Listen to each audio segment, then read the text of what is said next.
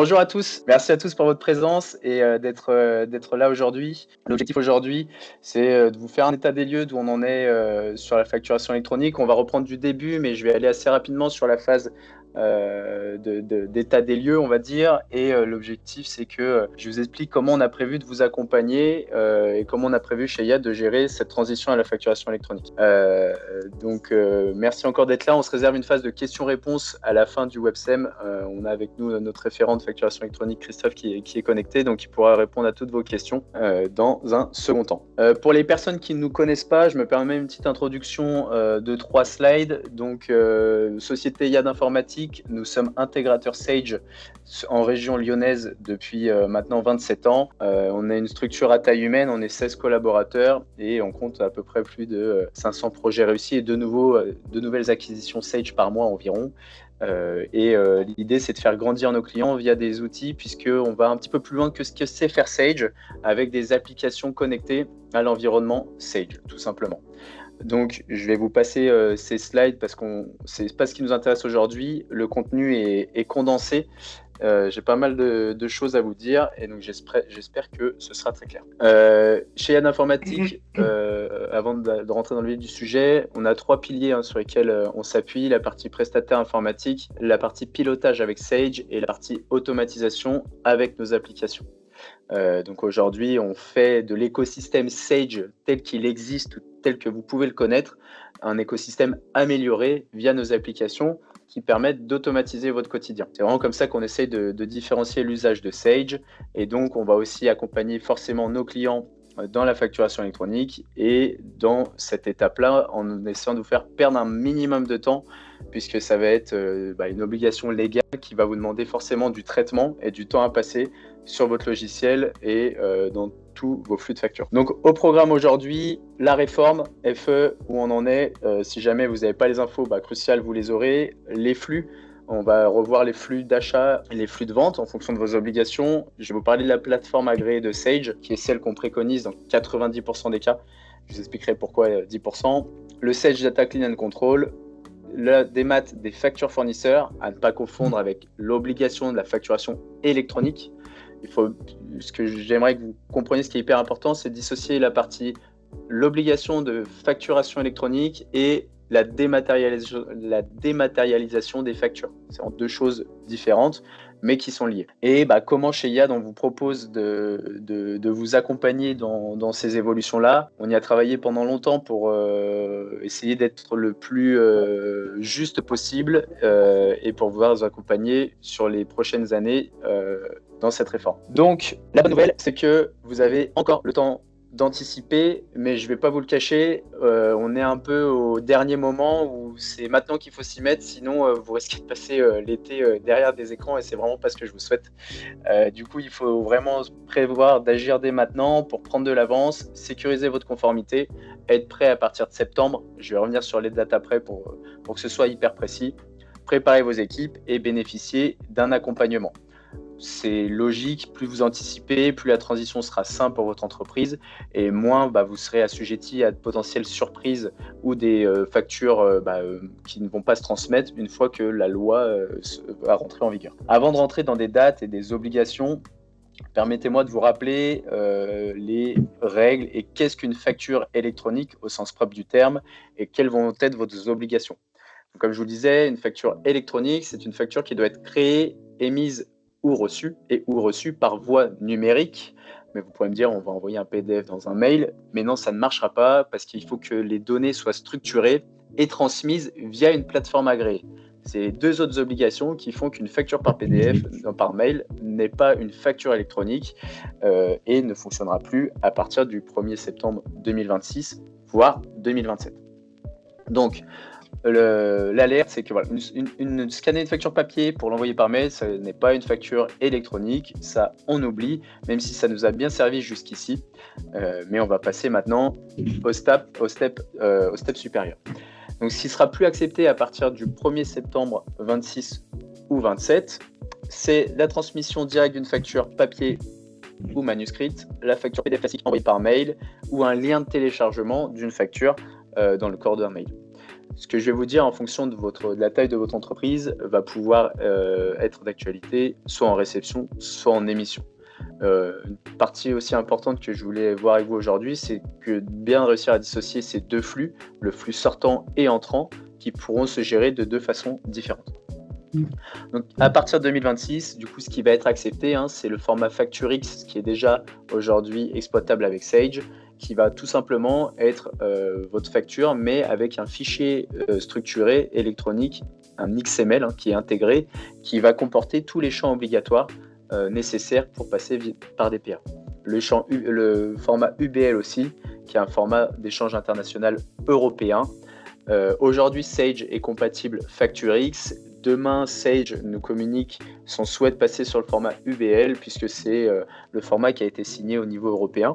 Dans tous les cas, quoi qu'il arrive, Sage sera conforme avec le bon format, et c'est des formats de facture que vous allez retrouver. Et donc, pour s'échanger ces flux, on va devoir passer par une plateforme agréée, ça fait partie de l'obligation, pour suivre à la fois l'échange des factures, mais aussi toutes les mentions obligatoires et les statuts des factures. Très concrètement, il y a des mentions légales que vous connaissez qui sont classiques et obligatoires aujourd'hui, l'identité, la date d'émission, date de livraison. Et dès demain, on va avoir des nouvelles mentions obligatoires que vous allez devoir communiquer à vos clients lorsque vous allez émettre une facture ou bien la recevoir. Donc, le SIRET, la nature de l'opération, l'adresse de livraison si elle est différente de l'adresse de facturation, la mention du paiement de la TVA sur les débits si le régime est choisi. Et il va y avoir, on imagine, d'autres nouveautés à venir via des ajustements de la loi, tout simplement. Donc il y a des risques et des sanctions liées à ces mentions. Je vous enverrai, petite parenthèse, on vous enverra ce support en fin de webinar si vous voulez plutôt écouter plutôt que de tout prendre en note ou faire des captures d'écran, on vous le mettra à disposition. Donc il y a évidemment des risques et des sanctions liées à ces mentions. Si jamais vous avez des mentions manquantes ou inexactes sur les factures, vous allez payer 15 € par mention. S'il y a une amende, si vous n'êtes pas conforme, vous allez pouvoir payer des amendes jusqu'à 75 000 € par infraction, et toutes les factures qui ne seront pas inscrites en comptabilité, qui ne seront pas du coup compatibles, vous allez payer jusqu'à 5% de ce montant, jusqu'à 37 000 € par exercice. On sait que ces sanctions sont en train d'être réétudiées pour être doublées. Donc, dans tous les cas, il ne faut pas jouer avec le feu. Moi, je vous déconseille vivement de prendre ce risque-là. Mais les sanctions, on a des personnes qui se sont dit on va juste gérer le risque lié à ces sanctions plutôt que de faire toutes des mises à jour, etc. Mais pour autant, elles vont certainement être doublées. La chance qu'on a, c'est qu'on a des solutions technologiques qui vont nous permettre d'être prêts. Une plateforme agréée qui est top, qui a été validée par l'État et qui va vous permettre de gérer vos échanges de flux, de factures. Un ERP compatible, puisque à partir du moment où on a un logiciel compatible facturation électronique, ça va vraiment vous simplifier la vie et je vais vous l'expliquer. Le but, encore une fois, c'est d'éviter tout type de ressaisie. Vous pourriez dire demain, je vais prendre une PA qui n'est pas compatible avec mon logiciel, ou c'est pas grave, je vais pas faire ma mise à jour, mais je vais refaire tout à la main sur une PA, mais la perte de temps, elle va être colossale et on vous déconseille vivement de le faire. Et donc, on en profite aussi pour dématérialiser vos traitements papier, parce que l'obligation veut de passer par une PA, mais l'obligation ne veut pas de dématérialiser ou d'archiver légalement sur Internet vos factures. Donc, profitez pour le faire et vous le proposez. Donc, deux obligations légales distinctes à maîtriser.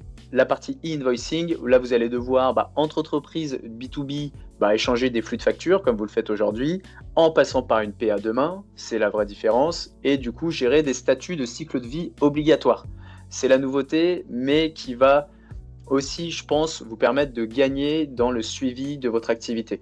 Puisque demain, vous allez devoir suivre les étapes de traitement de facture, déposer, rejeter, refuser, accepter, payer, autant pour vous, pour vos clients, et certes pour l'administration fiscale qui est à l'origine de cette loi.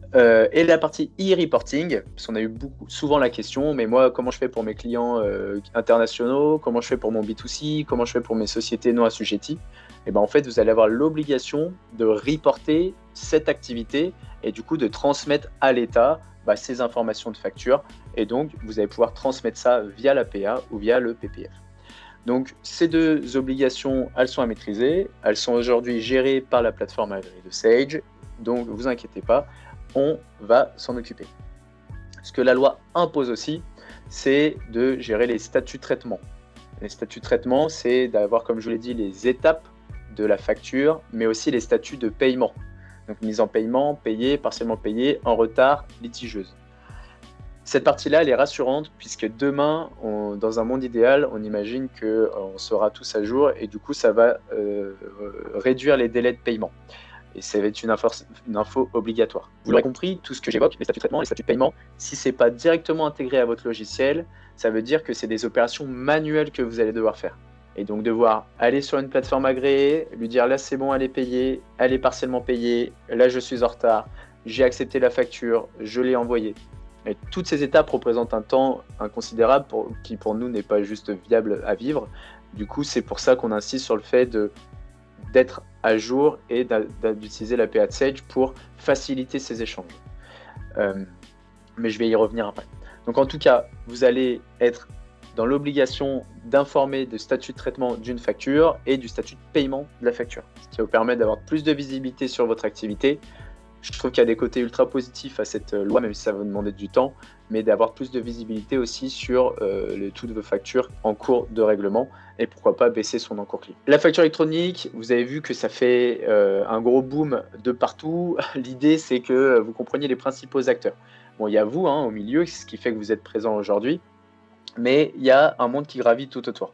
Il y a l'administration fiscale qui est à l'origine de cette loi. L'objectif concrètement, c'est qu'eux, ils récupèrent instantanément tous les échanges de flux qui se passent au niveau national et qui récupèrent la TVA dans l'immédiat plutôt qu'une fois par an, comme ils le font actuellement, et d'avoir une visibilité complète. On n'est pas là pour s'étendre à ce sujet, chacun y pense ce qu'il veut, mais la loi est comme ça. Votre expert comptable, qui lui va vous demander des fois de passer par ces outils parce que ça va lui simplifier la vie.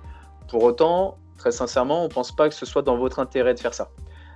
Mais il va être du coup impliqué directement puisqu'il va devoir analyser vos données. Je reviendrai après sur, on va dire, le succès type d'équipement d'un client. Vos clients, puisqu'ils vont être directement concernés à partir du moment où vous allez leur émettre des factures au format facturation électronique. Vos fournisseurs, puisque vous allez devoir vous connecter à vos fournisseurs ou du moins souscrire un PA pour récupérer ces factures. Les nouveaux acteurs PA, puisqu'on a vu du coup sur le marché beaucoup de nouvelles entreprises créer une activité autour de la PA, mais déconnecter de votre logiciel. Et forcément, on ne vous conseille pas du tout d'y aller.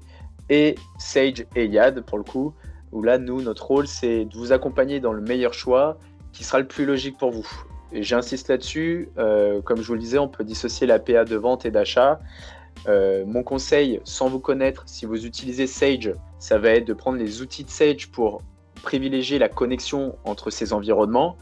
Le but, c'est aussi de faire du cas par cas, et ce qu'on fait chez nous, puisque, encore une fois, on fait des bilans fréquemment avec nos clients, pouvoir étudier comment vous gérez vos factures d'achat aujourd'hui et quel est votre logiciel de facturation. Notre logique veut qu'on utilise la PA de Sage, c'est le logiciel de facturation et Sage pour éviter les ressaisies, ça nous semble ultra logique.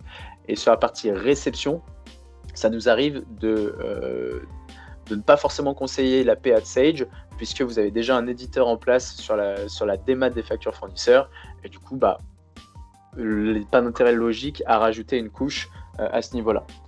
Donc, tout simplement, je vous invite à faire le point avec nous, ça fait aussi partie de l'accompagnement pour voir quel est le meilleur workflow et schéma pour vous.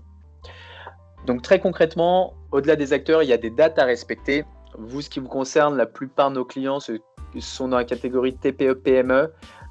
Donc là, on va devoir, à partir du 1er septembre 2026, gérer la réception des factures fournisseurs. Donc, c'est-à-dire d'être en norme et d'avoir souscrit à une PA d'ici le 1er septembre 2026. J'insiste, c'est dans quelques mois. Et sur la partie émission e-reporting, là, on a un an devant nous, donc septembre 2027, pour traiter cette partie émission. Donc, on même décembre parce qu'ils ont peut-être prévu un décret, mais on verra. Dans tous les cas, notre priorité, c'est de gérer la phase de réception.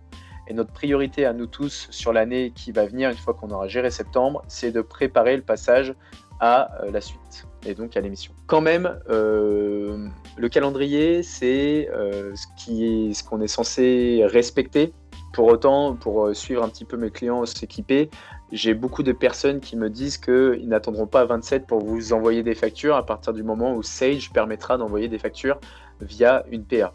C'est-à-dire que demain, vous-même, si vous pouvez cliquer sur un bouton « Émettre ma facture », plutôt que de continuer à l'éditer, l'enregistrer, envoyer un mail et l'envoyer, je pense que vous allez choisir la possibilité de l'envoyer via une PA.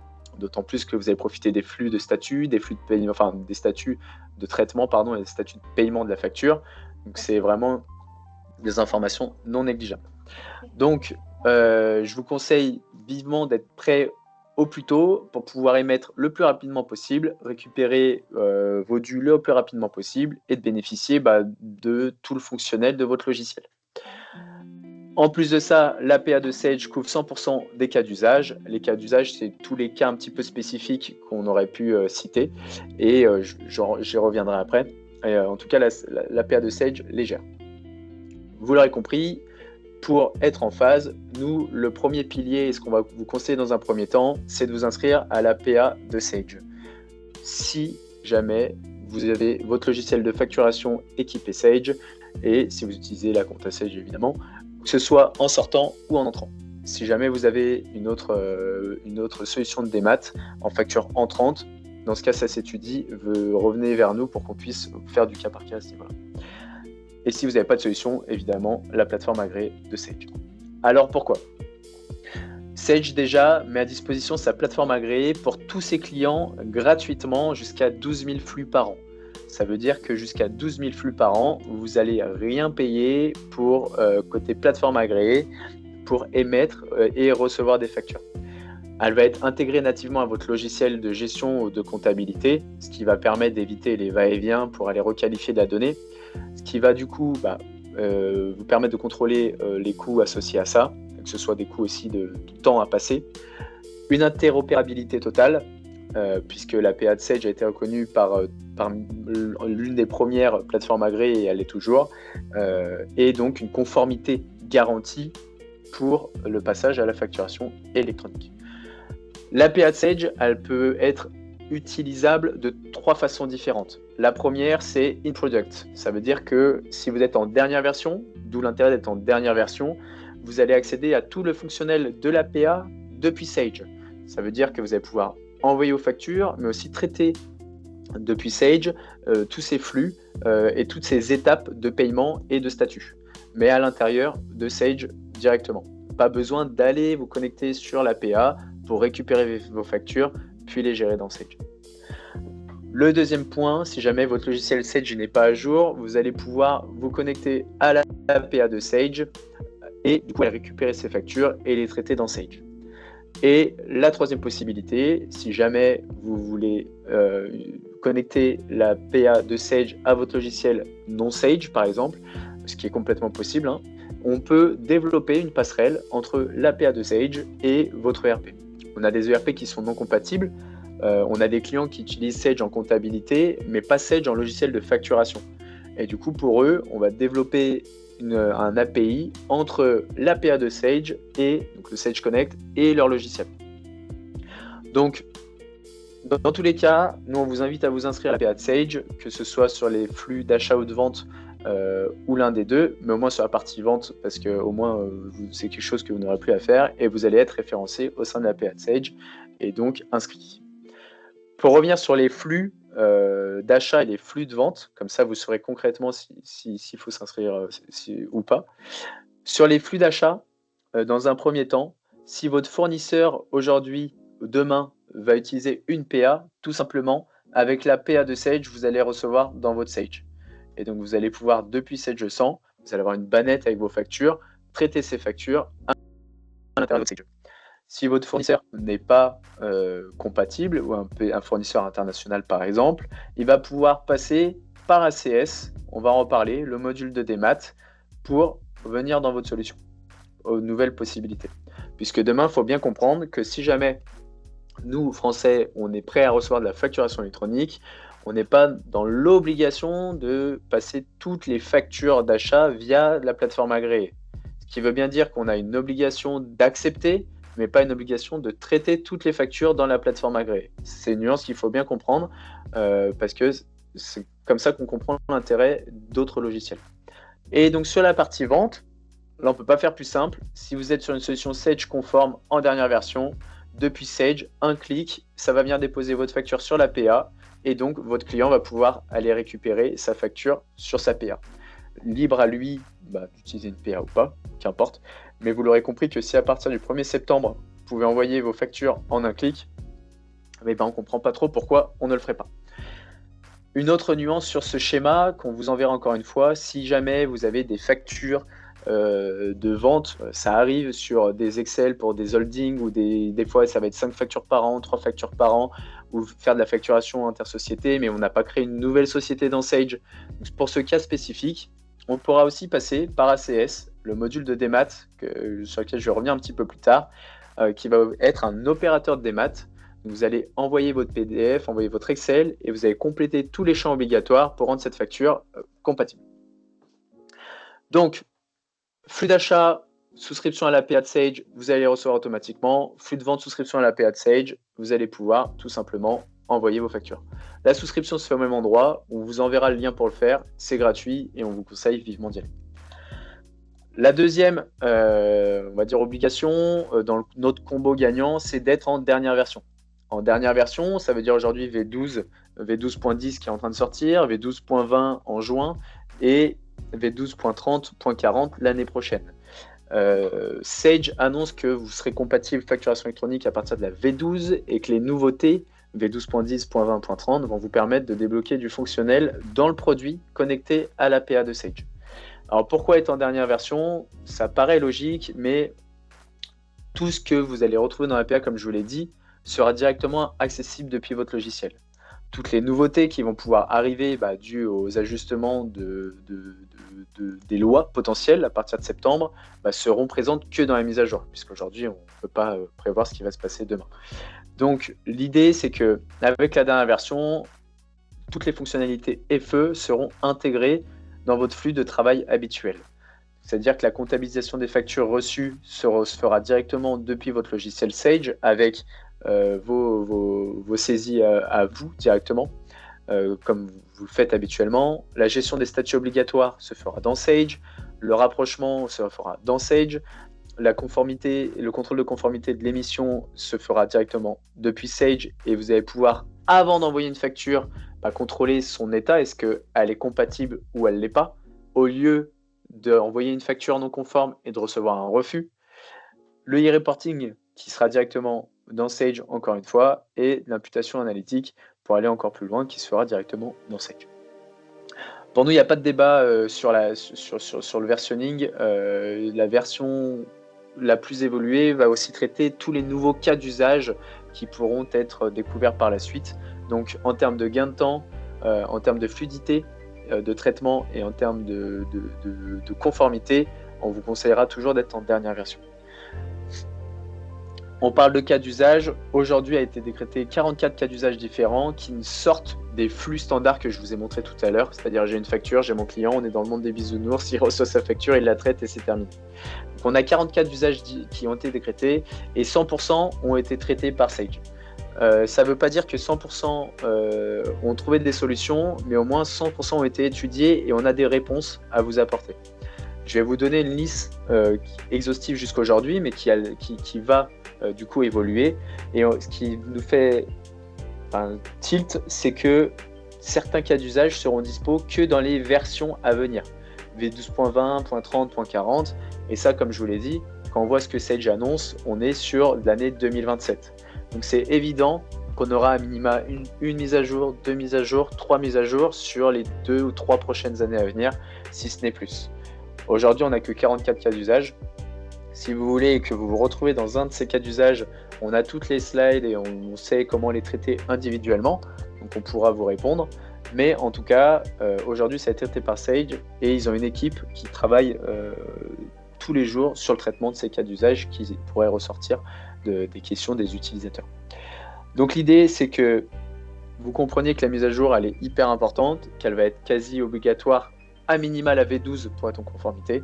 Si vous êtes en version antérieure, il n'y a plus de débat, il faut vraiment se mettre en dernière version et passer en V12 et assurer la suite avec les mises à jour d'après, donc V12, V30, V40, V12.40 pardon, puisque ça va être obligatoire, mais vous inquiétez pas, on a prévu d'essayer d'automatiser ces mises à jour et vous accompagner en les réalisant en proactivité.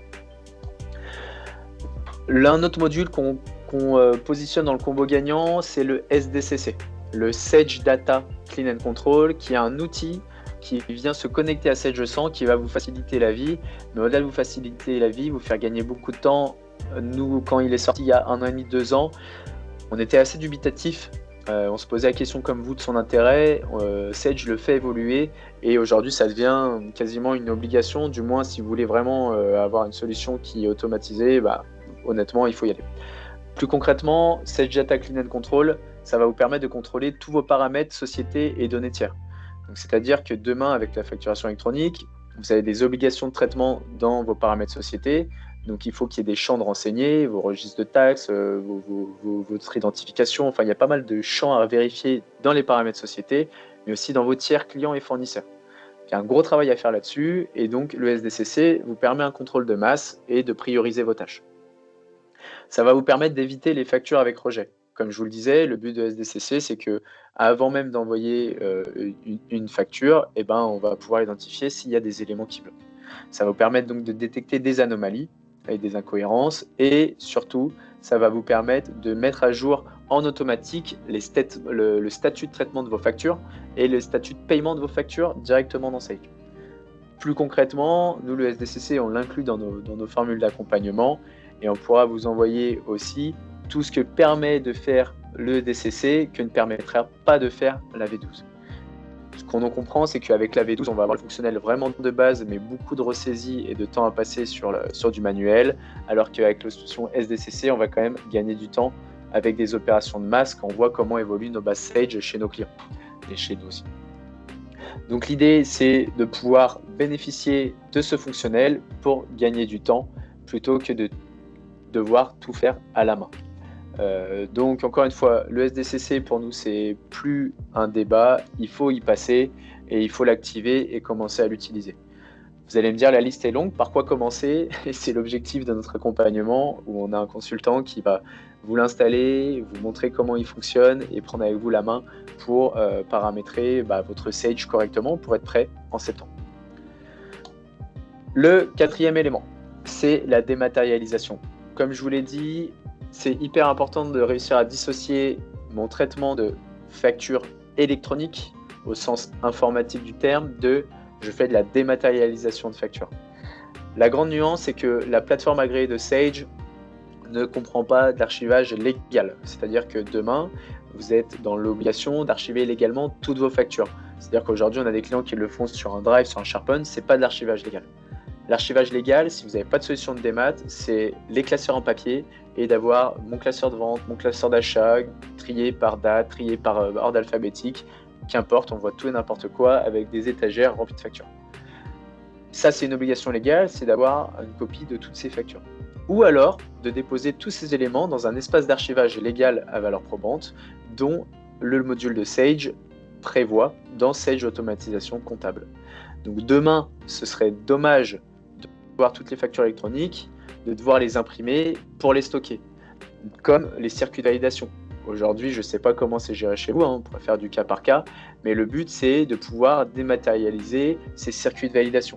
Nos clients, aujourd'hui, quand ils utilisent le module de Sage, qui s'appelle Sage Automatisation Comptable, ils reçoivent une facture, ils le font évoluer dans le circuit de validation, et tout se fait informatiquement jusqu'à l'étape de bon à payer et la saisie dans Sage 100 Comptabilité. Donc pour nous, c'est l'opportunité aujourd'hui de profiter de la réforme pour faire un gap en avant et dématérialiser vos factures fournisseurs. Vos factures fournisseurs, puisque Sage Automatisation Comptable, comme je vous le disais, c'est ce qui pourra être demain votre hub de facturation électronique. Parce que ça va vous permettre de gérer la réception, la validation de ces factures, la comptabilisation dans Sage 100, c'est un outil Sage donc intégré, mais aussi l'archivage légal et même l'émission. L'émission, comme je vous l'ai dit tout à l'heure, pour des factures qui sortent un petit peu du standard de Sage, on va pouvoir avec ACS tout simplement envoyer une facture et en faire une facture électronique, au sens légal du terme. Sage 100, automatisation comptable, pour nous c'est l'opportunité de le mettre en place, ça va vous permettre de gérer des circuits de validation, d'être 100% électronique, de ne plus avoir à gérer du papier. On l'a mis en place aujourd'hui chez beaucoup de nos clients.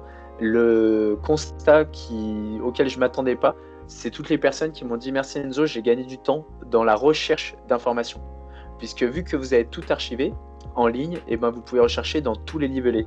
Et donc retrouver une facture d'achat ultra rapidement. Plutôt que d'aller dans des classeurs pour retrouver un prix d'achat, je sais plus si c'est trié par ordre alphabétique, par année, par fournisseur. Et ce temps-là, apparemment, il est ultra précieux et c'est là où j'ai beaucoup de comptables qui ont gagné beaucoup de temps. Donc ACS, l'outil est juste top. Vous allez pouvoir faire depuis la réception de la facture l'intégration en comptabilité et éviter toute double ressaisie. Aujourd'hui ou même demain, vous allez recevoir une facture, c'est trop dommage de la ressaisir à la main alors qu'on pourrait le faire, on va dire, automatiquement via une solution comme ACS. Aujourd'hui, c'est un ODR qui reconnaît, un OCR qui reconnaît les documents visuellement. Demain, avec les facturations électroniques, ce ne sera plus un OCR, ce sera des données ultra fiables et donc vous allez pouvoir gérer votre imputation comptable et même comptabilité analytique directement depuis la solution. Mieux que 1000 mots, je vous montre une démo ultra rapide de la solution. Je vais baisser un petit peu le son.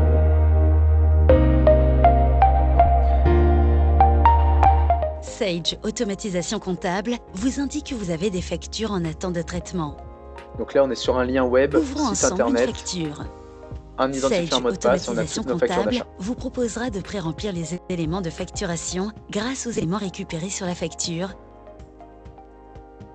Donc, tout simplement, tous les champs vont Numéro être référencés. De facture, contrôle d'IBAN, contrôle d'identité.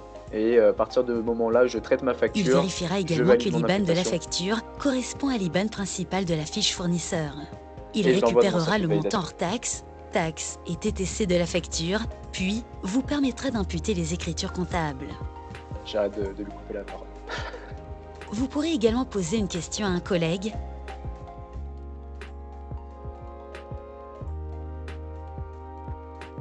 poser un commentaire type ou transmettre la facture à la personne devant la valider.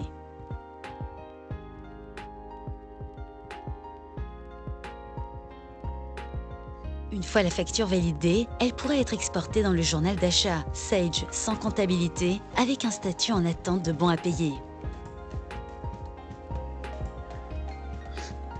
Ça, c'est génial, c'est-à-dire que depuis votre comptabilité, vous allez pouvoir retrouver toutes vos factures fournisseurs. Sans sortir de la comptabilité, vous pourrez visualiser, depuis cette écriture comptable, la facture et l'origine de l'écriture.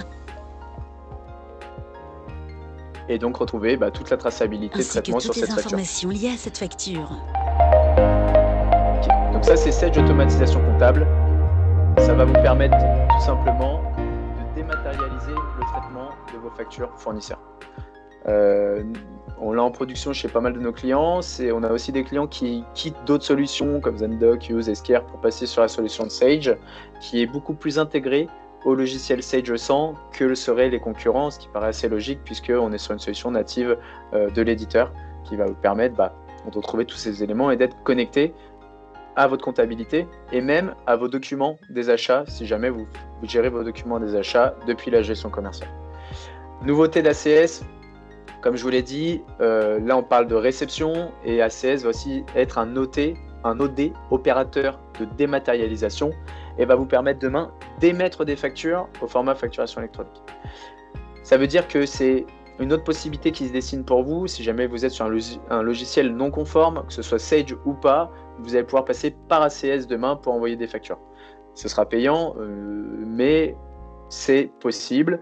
Et ce sera moins cher que les autres solutions du marché si vous êtes client Sage, puisque vous allez pouvoir bénéficier de tous les flux gratuits sur la partie entrante via l'APA de Sage. Donc tout simplement, ACS va prendre vos factures, va vous permettre de compléter les informations, va transformer la facture au format facturation électronique et va envoyer cette facture au PA de vos clients.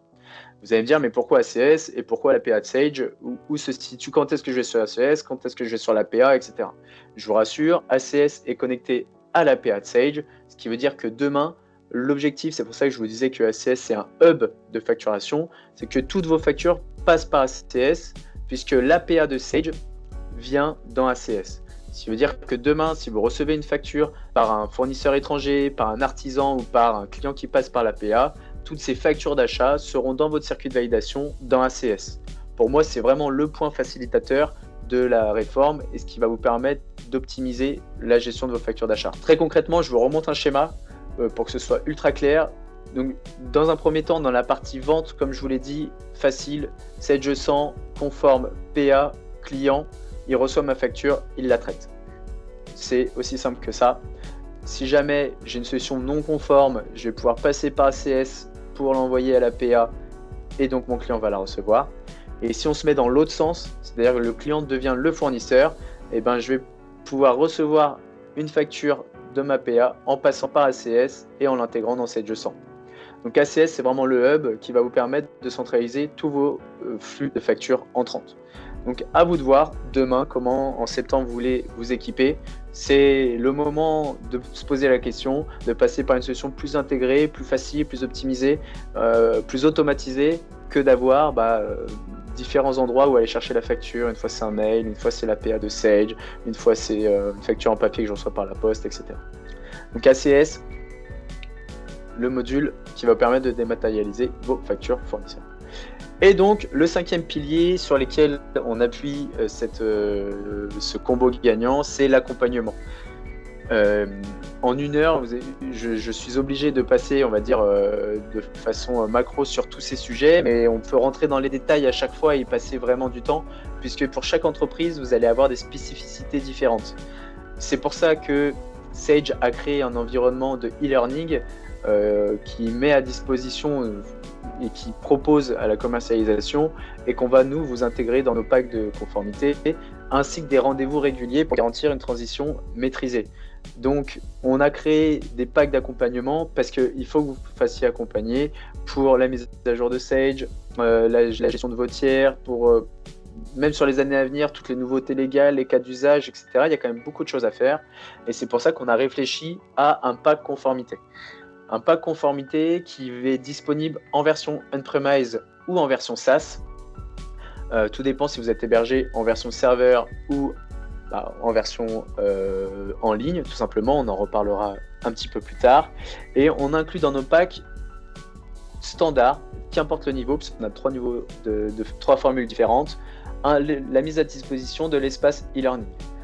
Donc ça, c'est un accès illimité à une plateforme e-learning dédiée à la facturation électronique. Et l'objectif, c'est que vous puissiez travailler en amont les sujets et revenir vers nous pour toutes vos questions ou pour l'opérationnel. Un consultant référent garanti qui va être responsable de votre passage à la facturation électronique avec un accompagnement récurrent qui sera planifié avec ce consultant. On a déjà commencé avec certains clients sur la démarche du TMA où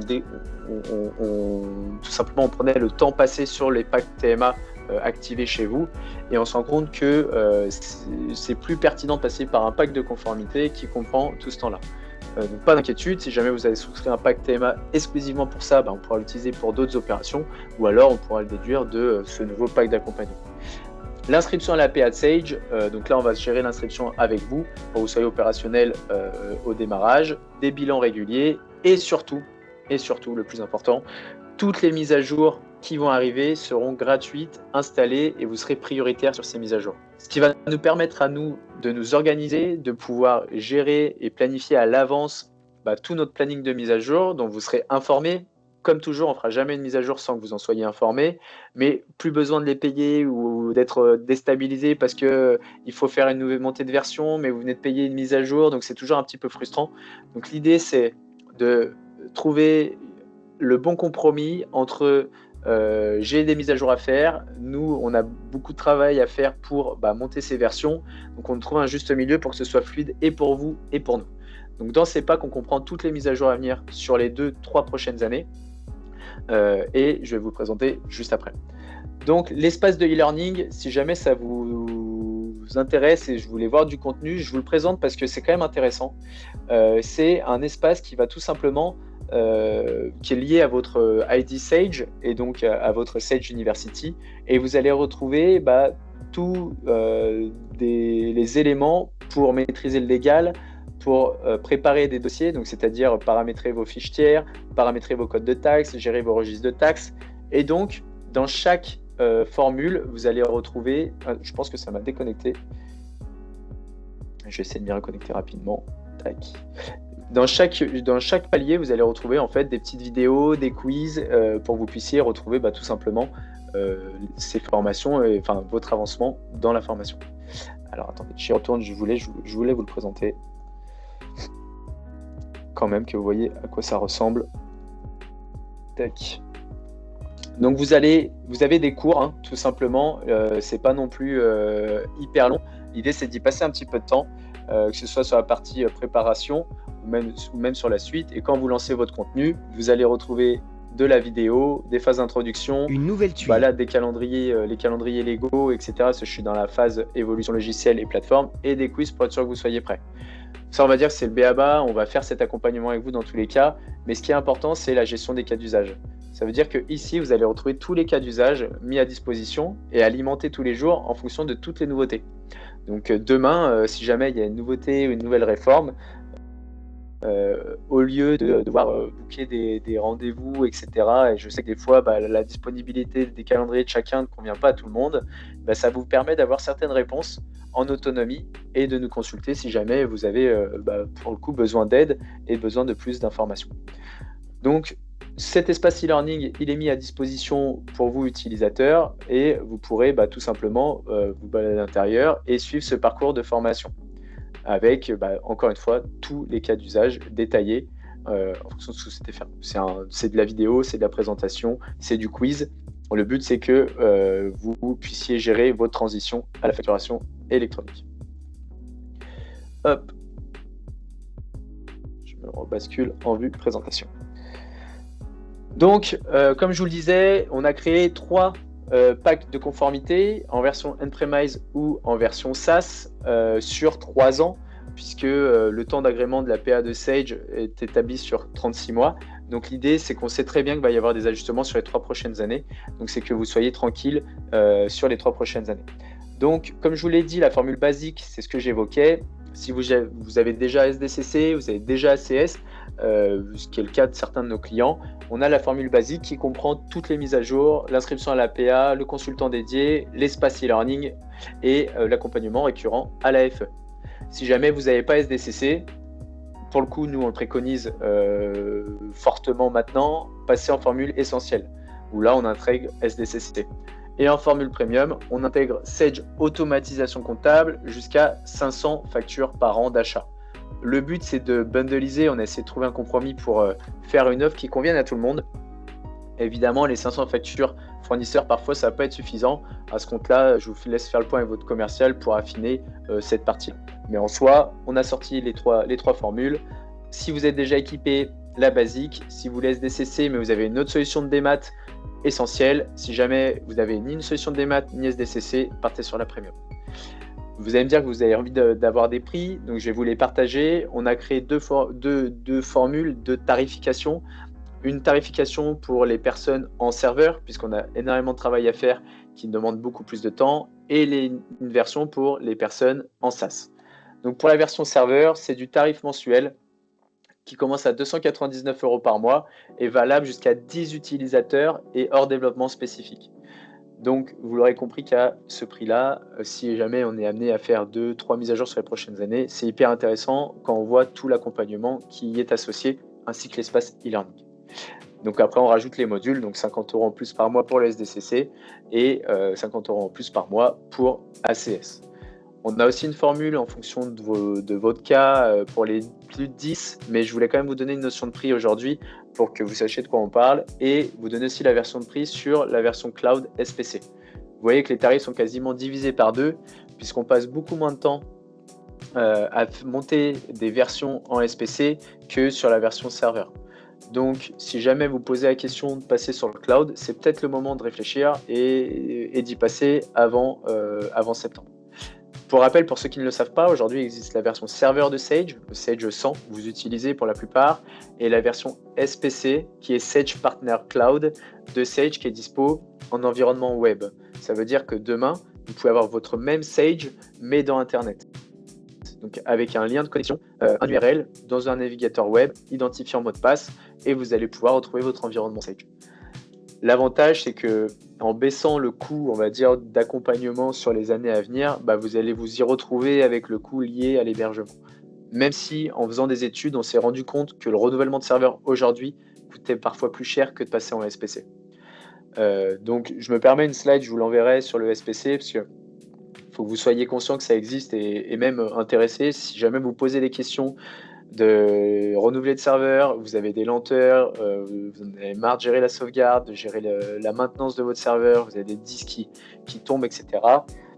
Partez sur le cloud, c'est l'opportunité d'être en conformité, de sécuriser vos données. On est sur un environnement Microsoft Azure, hein. C'est une proposition de Sage, donc hébergé sur Microsoft Azure, en France, à Paris, Redondé, Marseille. Donc ça vous permet à vous d'être en mobilité, d'être flexible, parce qu'on peut rajouter des utilisateurs au fil de l'eau, et de pouvoir se passer du VPN, de l'accès à mon serveur, de ne pas avoir Sage sur son ordinateur quand je suis en déplacement, etc. Donc voilà. C'est l'opportunité de se poser la question de migration en SaaS, et sachez que nous on fait tout notre travail pour migrer nos développements spécifiques et nos API sur la version SaaS SPC. On en a déjà quelques-uns qui tournent et on en est super fiers. Donc interrogez votre commercial, c'est juste un tarif mensuel par utilisateur en plus de votre abonnement Sage, et très souvent on est à peu près sur un budget équivalent d'un renouvellement de serveur, ou avec tout l'assistance et le coût de maintenance que ça génère. Donc, 4 étapes pour être simple. J'espère que je ne suis pas allé trop vite parce que je vois que le temps passe et est compté. Mais pour faire simple, 4 étapes pour être prêt. La première, c'est de choisir son bon niveau en termes de pack, ce qui va permettre de donner accès à l'accompagnement et à la suite. L'inscription à l'APA de Sage, puisque c'est primordial là, de s'inscrire. Posez-nous la question quand même sur la partie émission, réception. Ça vaut le coup qu'on s'interroge. C'est aussi un travail que vous allez faire avec les consultants dans l'accompagnement. Passer en dernière version, ça il faut absolument le prévoir. Prévoyez d'être en dernière version pour septembre, à minima V12. J'insiste, toutes les personnes en V8, V9, V10, il faut à minima, même V11 du coup, il faut vraiment être prêt en V12 pour septembre, et du coup bénéficier de notre accompagnement, commencer à prendre la main sur le e-learning, se renseigner par vous-même, mettre à jour Sage, hyper important, et ça on le fera avec vous pour que vous soyez prêts. Donc ça, c'est les 4 étapes simples. Comment passer à l'action avant l'été? Oui, parce que on se dit avant septembre, mais avant septembre, il y a une période estivale qui s'étale souvent entre 1-2 mois en fonction des périodes de congé de chacun. Donc on sait que c'est une période un peu compliquée. Donc passer à l'action avant l'été. Là, on est dans les derniers mois où vraiment il faut passer à l'opérationnel et préparer son environnement Sage. Donc choisissez juste la formule qui vous va bien. Complétez, on va vous envoyer un formulaire de souscription tout simplement. Et après, il y a un consultant référent qui reviendra vers vous pour planifier les prochains rendez-vous et vous expliquer comment on va déployer la suite, que ce soit la mise à jour, l'inscription à l'APA, la mise en place du SDCC, le déploiement d'ACS. Enfin, vous comprendrez qu'il y a quand même pas mal de choses à faire avant septembre, d'où l'intérêt de se faire accompagner correctement.